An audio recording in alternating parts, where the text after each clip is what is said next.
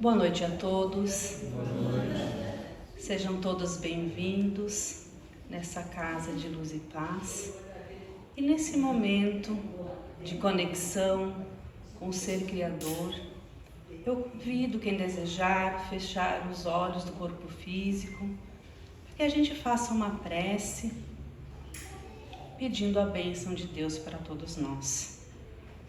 Deus Pai Todo-Poderoso, Mestre Jesus, nosso irmão, os mentores do Grupo Espírita Corrente do Bem, pedimos a sua bênção e a sua proteção, e que nesse momento, sobre cada um de nós, seja derramado uma cachoeira de luz, clareando os nossos pensamentos, para que possamos absorver a mensagem da explanação de hoje com muito bom senso, com muito discernimento e com muita sabedoria. E nesse momento, Pai Eterno, pensemos naqueles entes queridos nossos que não puderam estar aqui nesse momento. Pedimos também a eles e aos nossos lares a sua bênção. Que assim seja. Que assim seja. Então, meus irmãos, o projeto então para 2023 é a gente estar trabalhando a questão do Livro dos Espíritos, né? Não de forma sistemática, mas através de temas e questões que ele aborda esse tema. E o tema então que foi designado para essa noite, para nosso estudo, é o tema amor. Então, procurando informações sobre o significado dessa palavra tão pequena, mas tão bonita, eu encontrei informações no dicionário, que é aquele que a gente conhece, que a gente utiliza, né, nos nossos estudos, na escola. E ele diz assim, que o amor é uma forte afeição de uma pessoa para outra, nascida através de laços consanguíneos e através das relações sociais. Encontrei também na Wikipédia, que é uma enciclopédia muito interessante, né, que a gente consegue ter muitas informações, inclusive muitos alunos utilizam ela no aprendizado. E fiquei muito feliz em saber que nela ela cita João, né, o apóstolo João, no seu capítulo 4, versículo 8, e ele diz: é bem claro, a natureza do nosso Pai é o amor. Logo, se não amamos aos outros, não amamos a eles. Fomos criados à sua imagem e semelhança, como está escrito na Gênesis. Então, logo somos capazes de amar. Podemos nem sempre amar o outro, mas podemos, porque somos filhos de Deus e somos co-criadores assim como Ele. Podemos criar, podemos desenvolver esse amor também em nós. Então, João aqui deixa claro para nós que Deus não é alguém que ama, Deus é o amor. Procurei também, né, no apóstolo Paulo, na sua carta 1 Coríntios, né, que fala também sobre os princípios elevados do amor. Então ele diz: podemos falar a língua dos homens e dos anjos, conhecer todos os mistérios, toda a ciência, ter uma fé que transporte montes, distribuir o que temos para os pobres. Se a motivação para tudo isso, prestem atenção, se a motivação para tudo isso não for o amor, de nada adianta. E o Espiritismo também fala muito do amor, em vários dos seus livros, inclusive do Livro dos Espíritos, onde a gente vai desenvolver também a explanação, e ele fala: o Espiritismo sustenta que o amor é muito mais amplo do que achamos. O amor é a conexão, é a atração entre almas e os mundos. Então o próprio Cristo disse, né, que há muitas moradas na casa do meu Pai. Existem muitos mundos além do nosso planeta, né? E essa conexão precisa existir também. Tá? Busquei também nas palavras de Chico Xavier, né, que viveu para psicografou mais de 400 livros, e ele nos diz: quem ama de verdade, sem apego, sem cobranças, conquista o carinho verdadeiro das pessoas. A vida é construída nos sonhos e concretizada no amor. O amor é uma força que transforma o nosso destino. Ficaram curiosos? Querem conhecer mais sobre esse amor? E ele também fala: o amor não prende, liberta. Ame porque isso faz bem a você, não por esperar algo em troca.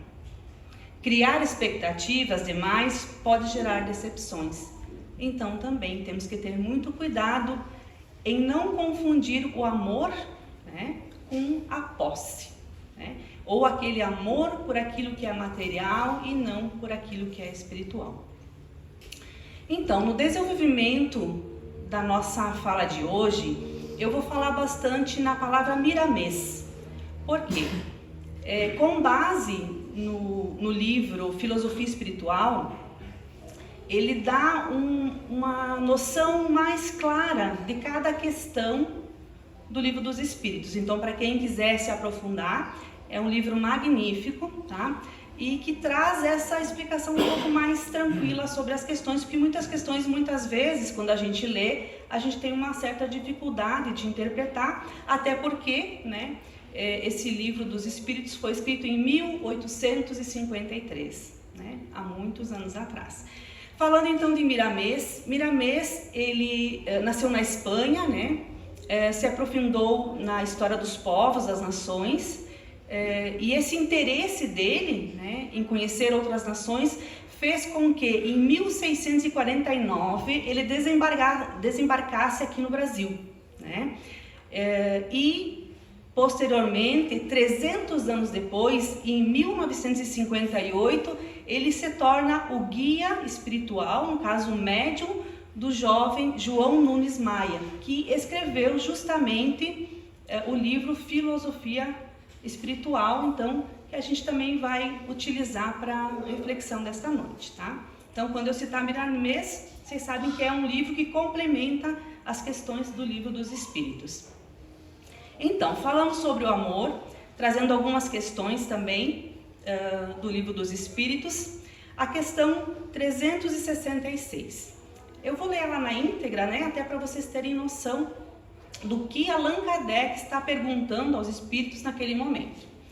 Então ele diz assim: que se deve pensar da opinião dos que pretendem que as diferentes faculdades intelectuais e morais do homem resultam da encarnação nele de outros tantos espíritos, diferentes entre si, cada um com uma aptidão especial? Então os espíritos respondem: refletindo, conhecereis que é absurda. O espírito tem que ter todas as aptidões. Para progredir, precisa de uma vontade única.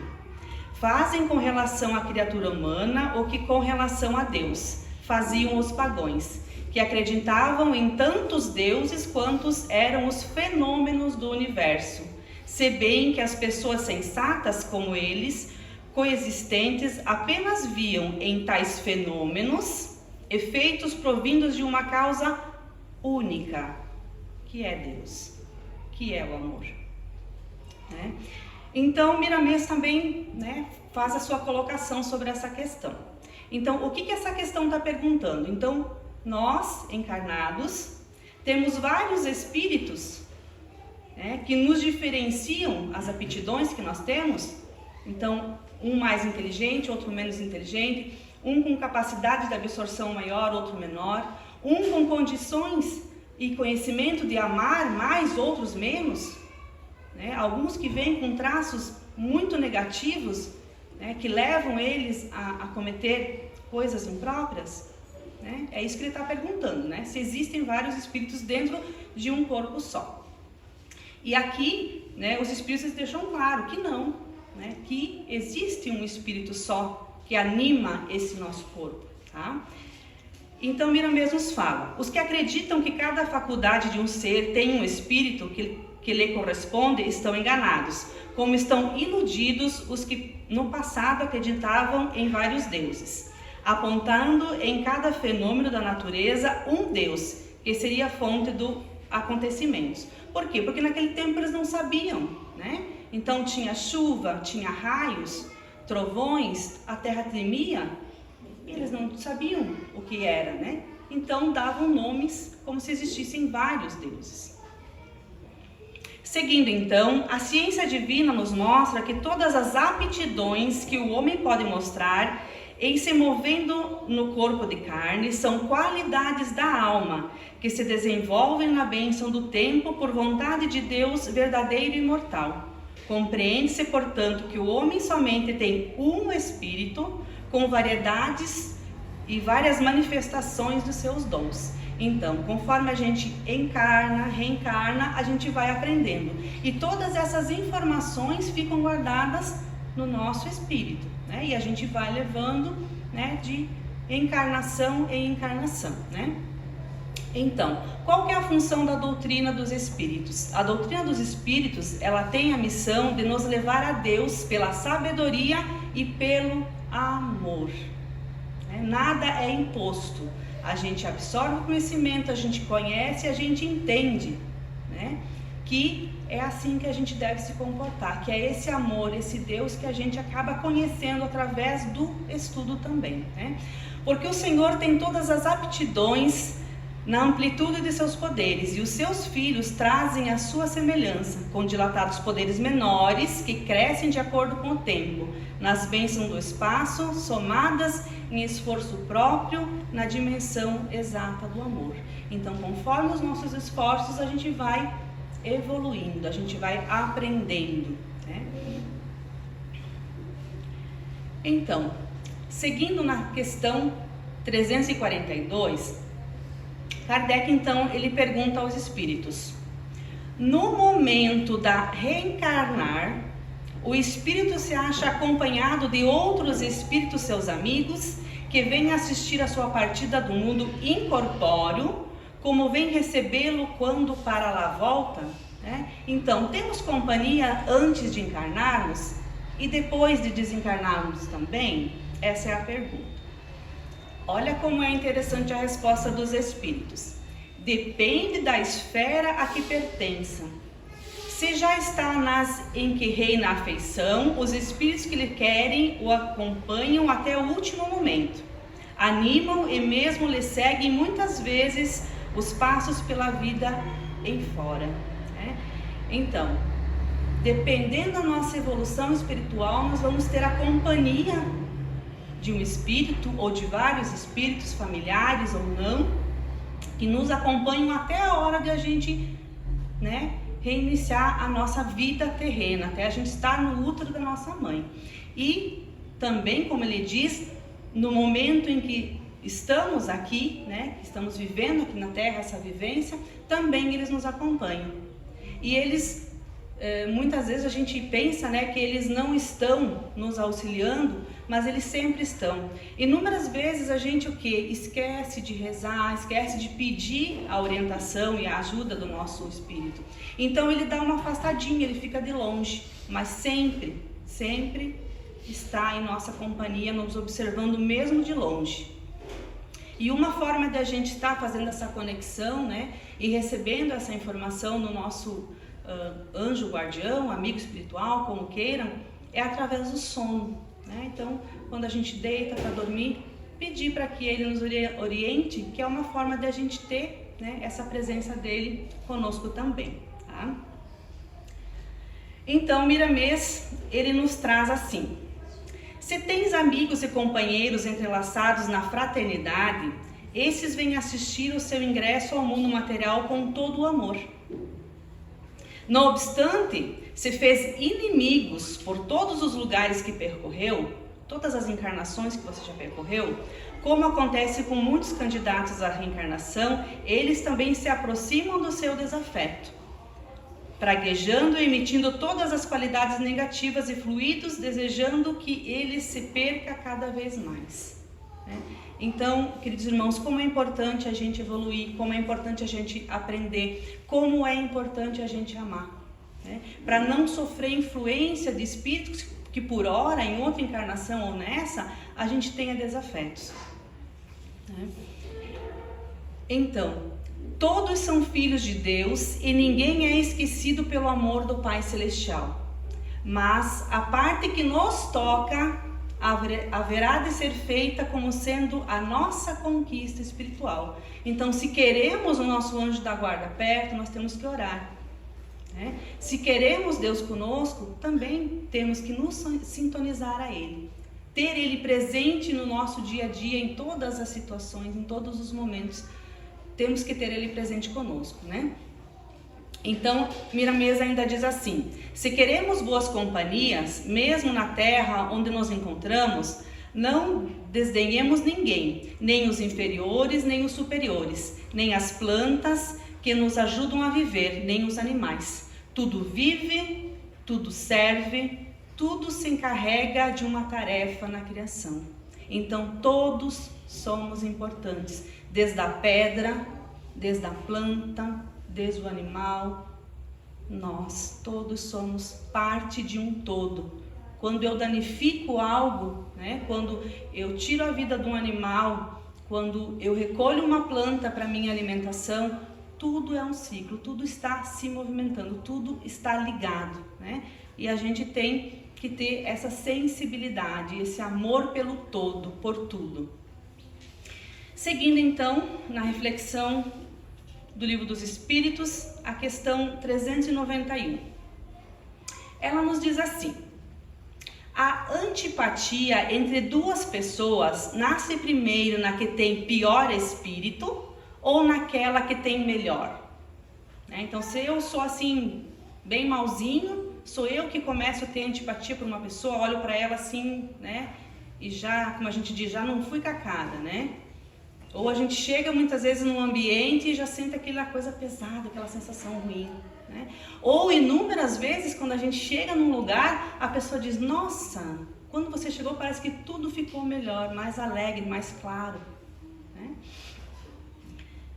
Então, os espíritos respondem a Allan Kardec: numa e noutra indiferentemente, mas distintas são as causas e os efeitos das duas.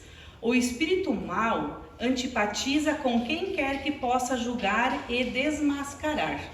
O bom espírito sente repulsa pelo mal, por saber que este o não compreenderá e porque dispares dos dele são os seus sentimentos. Entretanto, e muito importante, consciente da sua superioridade, né, o espírito superior, não alimenta nem ódio, nem inveja contra o ser que é inferior. Muito importante, tá?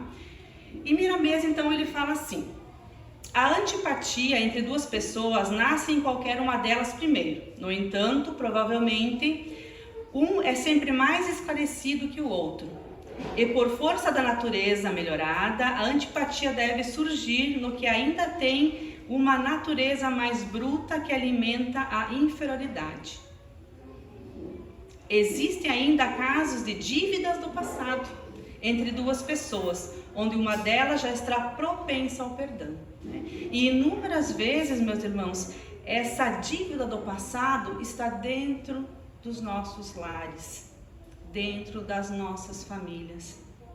E é nesse momento que estamos juntos que precisamos praticar o perdão, que precisamos fazer nascer dentro de nós o Deus que é o amor. Certamente que o bom espírito sente repulsa pelo mal, mas esforça-se para não odiar, por estar na escala da educação dos seus sentimentos. O espírito superior não muda sua paz interior pelas antipatias que recebe de alguém. Conserva sua serenidade e ainda ora por todos os que caluniam e odeiam, né? É fácil? Não é.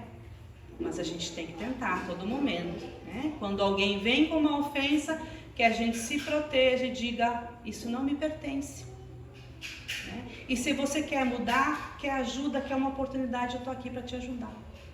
né? Se alimentamos alguma antipatia por alguém, pensamos mais e desfaçamos logo esse estado negativo em nossa vida. Cada sentimento inferior que palpita em nosso íntimo é semente inferior lançada no terreno mental e no coração de quem odeia.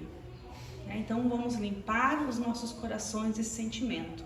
O mundo está cheio de ódio, de inveja, de orgulho, de egoísmo, esperando que nossas mãos trabalhem para a paz de todos.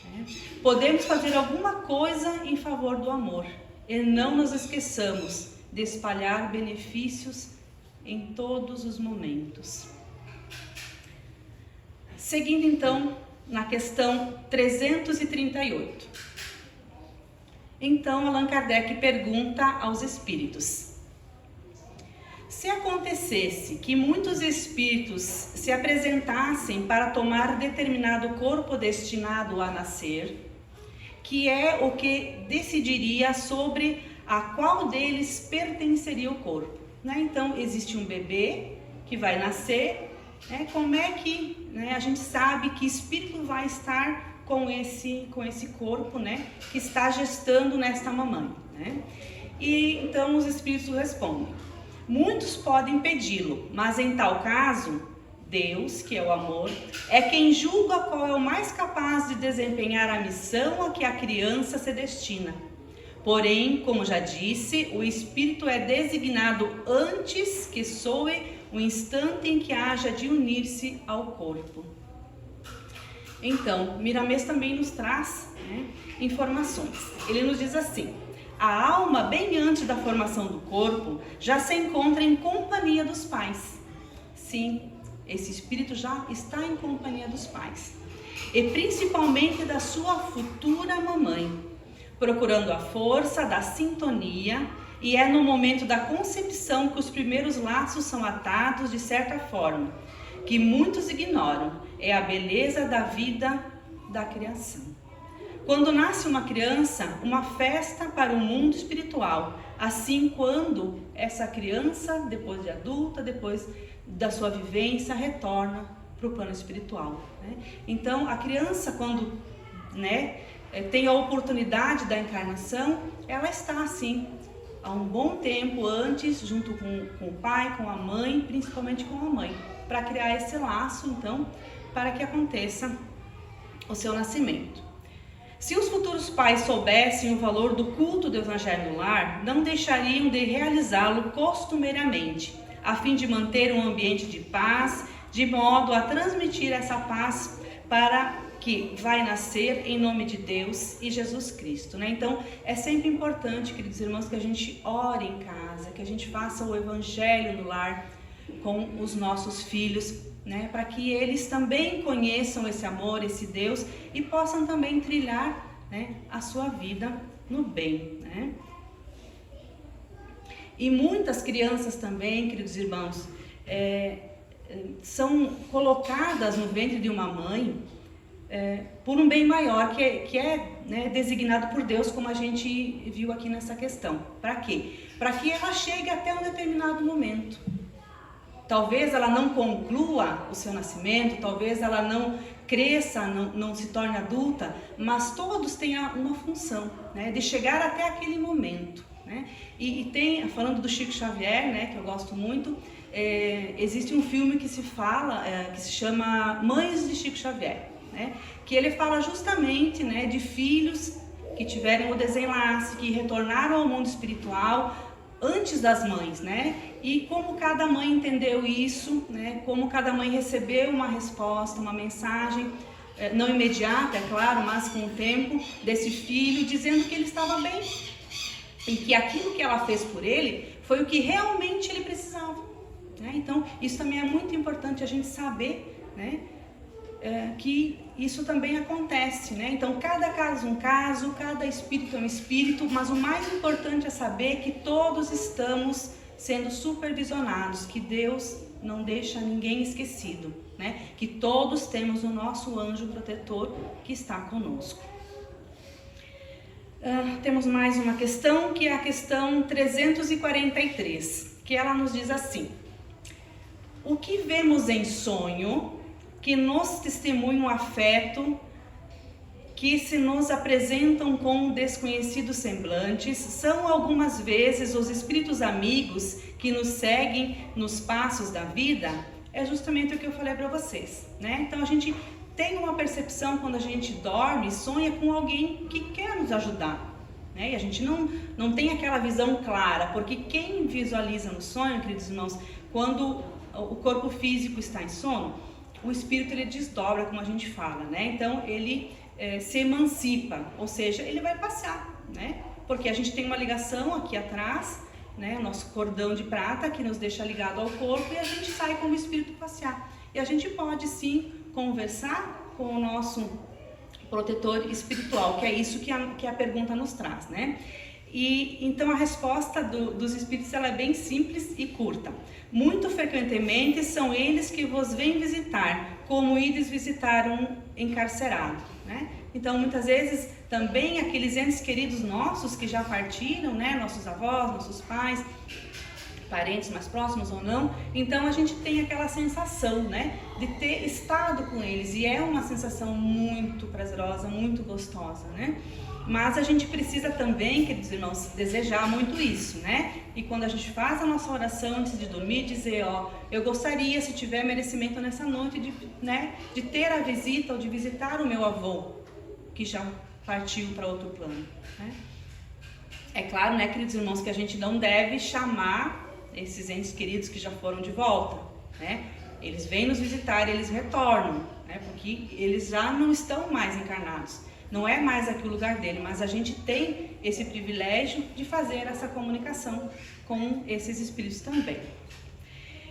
E Miramês, ele nos traz o seguinte: os guias espirituais vêm ao auxílio dos encarnados como tais presos na carne em determinadas provas e testes diferentes por passar.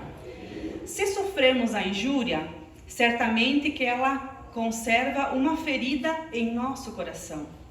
Se sofrermos com o desprezo, ele ainda mora no nosso sentimento. Se sofrermos com a violência dos despreparados, essa violência ainda saiu do nosso mundo íntimo. Se sofrermos com todas as formas de maledicência, a revolta mora dentro de nós, mostrando-se pela nossa posição ante os que nos ferem. Atraímos para nós o que somos dentro do nosso coração. Por isso que a gente fala tanto no melhoramento, né? Na evolução. E a questão 381, ela nos fala o seguinte, né? Então, Allan Kardec pergunta: por morte de criança, readquire o espírito imediatamente o seu precedente vigor? Então, quando o espírito ainda, né, na tenra idade, ele desencarna, ele já adquire de imediato, né, esse vigor do espírito? E então os espíritos respondem: assim tem que ser, pois que se vê desembaraçado do seu invólucro corporal, do seu corpo físico, entretanto não readquire a anterior lucidez, senão quando se tenha completamente separado daquele envoltório, separado do corpo. Isto é, quanto mais nenhum laço existe entre ele e o corpo, né? E Miramês, então, ele nos fala assim: a criança depois da morte, tá?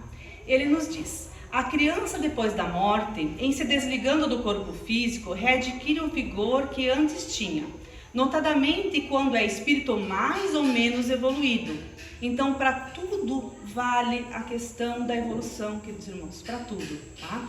No entanto, a alma em estado de atraso espiritual, onde as paixões inferiores invadem por completo os seus sentimentos, tolhendo suas faculdades espirituais, essa, depois do desenlace, volta ao seu estado primitivo, que é por vezes era de inconsciência.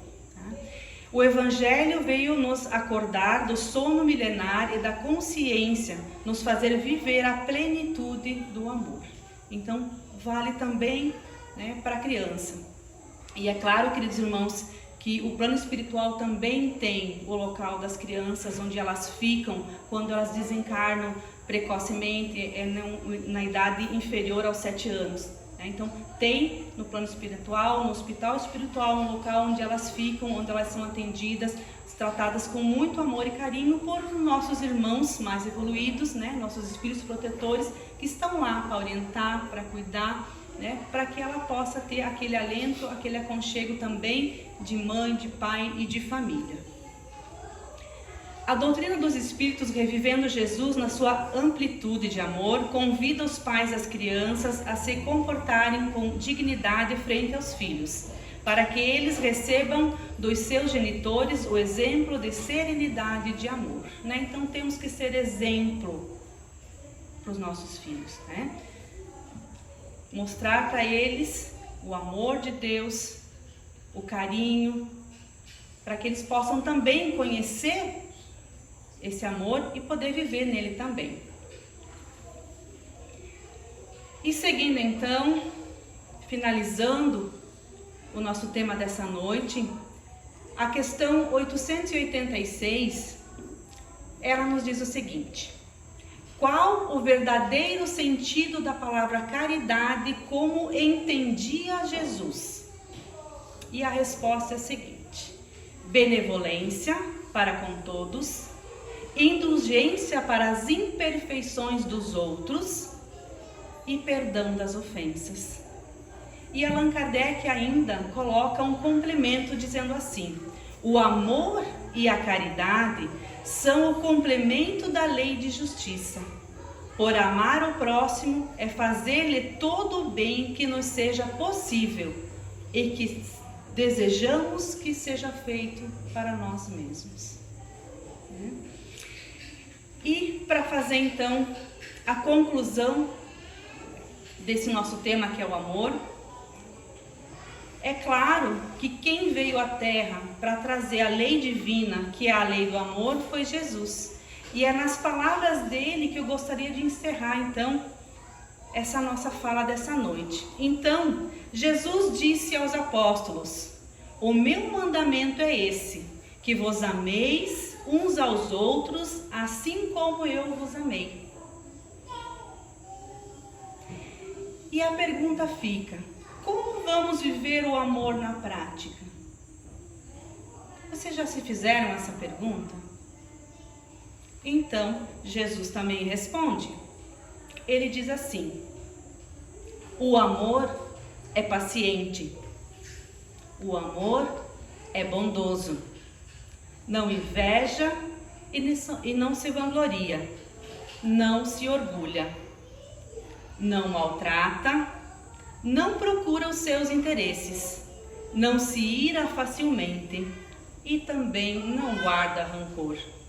O amor não se alegra com a injustiça, mas se alegra com a verdade. Então, queridos irmãos, para essa noite, gostaria de tocar o coração de vocês e dizer: se o amor ainda não nasceu no seu coração, plante-o a partir de hoje.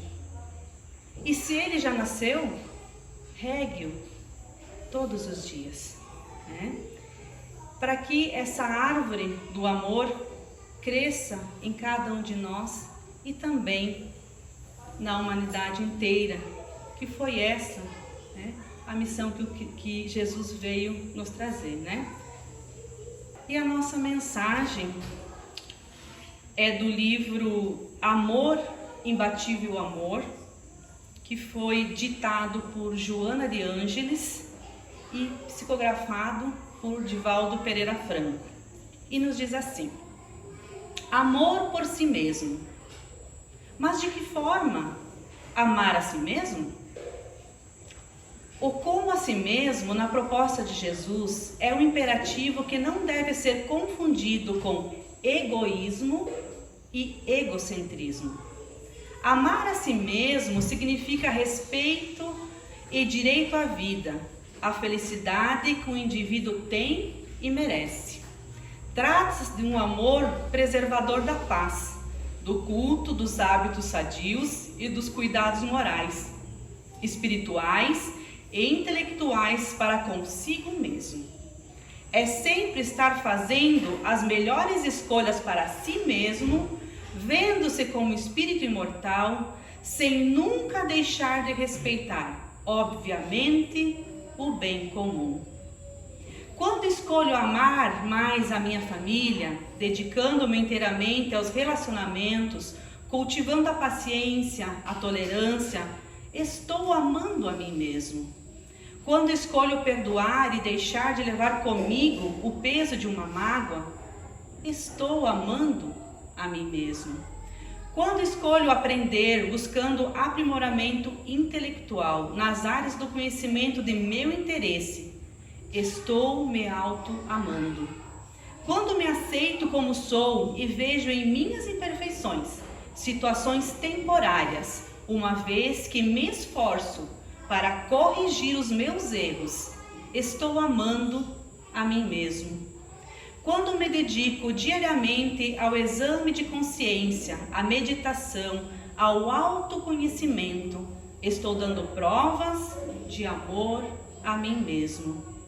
São exemplos de atitudes, de pensamentos, de sentimentos que elevam nossa autoestima, que é esse julgamento que fazemos de nós mesmos e nos empurram sempre para frente, para a felicidade. O auto-amor proporciona uma visão mais clara de quem se é, do que se deseja e do que não se deseja para si. É através dele que estabelecemos metas para a nossa existência, metas educacionais, familiares, sociais, artísticas, econômicas e espirituais, pensando em nós não apenas no agora, mas nos cuidados para o futuro. Somos todos importantes, meus irmãos, criaturas únicas no universo que buscam felicidade através do aprender a amar a si mesmo, ao outro e a Deus. Ame você mesmo enquanto é hoje. Que assim seja.